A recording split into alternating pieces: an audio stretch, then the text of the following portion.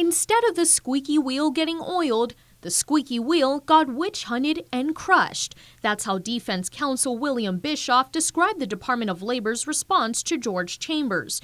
Chambers filed for PUA and was initially told he qualified.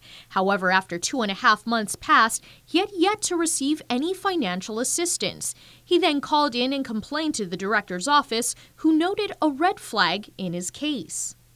What was the red flag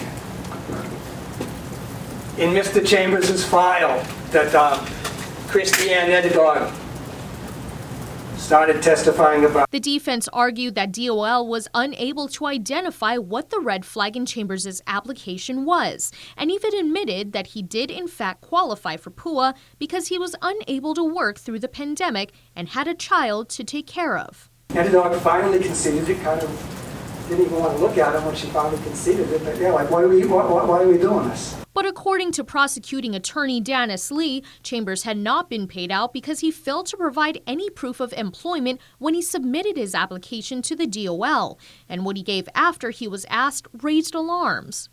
She didn't mention whether if it was going to be a business license that it had to be current or not current. But we're here today because of how Mr. Chambers responded to that request and the documents that he submitted. A business license with an altered date along with 2 other documents was submitted as proof of self-employment. One of them, a receipt of payment, was barely legible. There was, however, a name and contact number.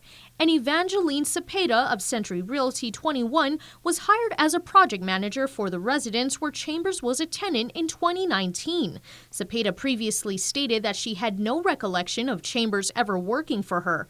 However, further investigation into her records revealed a letter describing work and payment to Chambers after he had in fact worked for her back in March of 2019.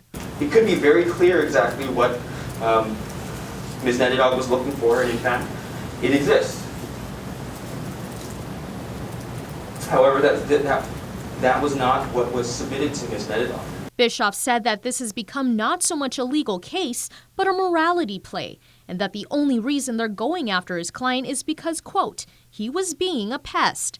Attorney Lee, however, focused on the fact that Chambers falsified documents, and that morality does in fact play a role in this case. That business license doesn't belong to you. The information, at least on that business, we give you that copy of the original, but the information that's on there doesn't belong to you.